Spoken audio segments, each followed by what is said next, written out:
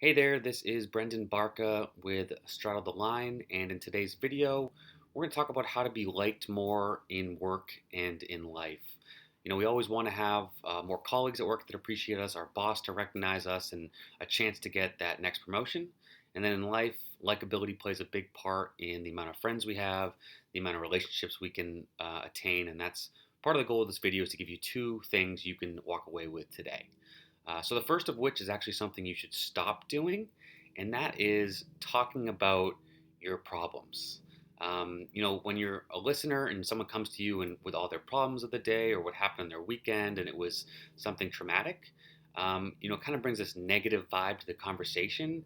And the person's takeaway, although you may be genuine in your problems, is going to have this negative association with you and the fact that you are this kind of this cloud in their day. And although it's important to be truthful and honest with people, you want to choose those people wisely. So maybe keep your best friends to the people that you explain your real problems to, whereas the people in the workplace or people you're just meeting or people you're going on a date with, they're not going to want to hear your problems. They're going to want to hear more positive thoughts. So that's the first point is don't talk about your problems.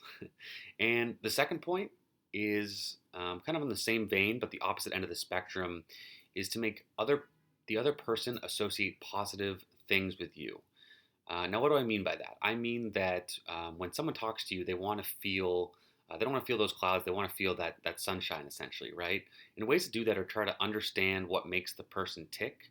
So some common questions used in the workplace or used on life conversations is asking people, how was their weekend, or how are their kids doing if they're married and have kids. And these are easy ways to elicit positive thoughts in the other person, assuming that they had a good weekend and assuming that they like their children. But the idea here is to understand the points that'll make this person really tick and to get at that again and again. So once you realize, oh, this person has a kid that they really like, let me ask them about that, once a week or once a month to get on that good rapport. And another thing I heard recently, a really cool question I heard asked was to ask someone, where should I go on my next vacation?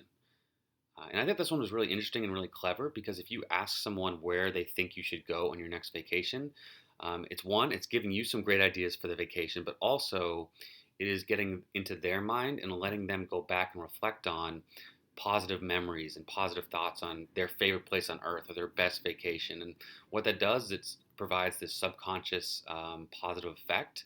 So they're going to walk away from the conversation just associating you with that thought and that memory with the vacation. And that one I think is really powerful and really subtle. So figure out a way to maybe try to weave that into your conversations. Maybe don't do it awkwardly, but in the right opportunity, I think that's a great question and one I just heard this week from a podcast.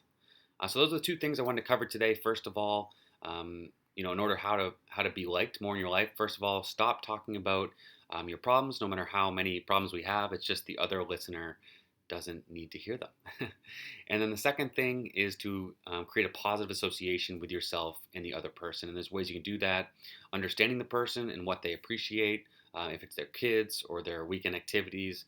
And that question, where should I go on my next vacation? I think is a really great and subtle way to gain appreciation and gain that positive impact at work or in life.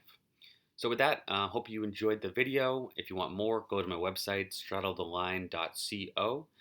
Please subscribe to my newsletter. It's Fired Up Friday, and it comes out once a week, where I condense all the best personal growth and coaching tips on that email chain. Thanks again. Once again, Brendan Barca, Straddle the Line, and have a great one.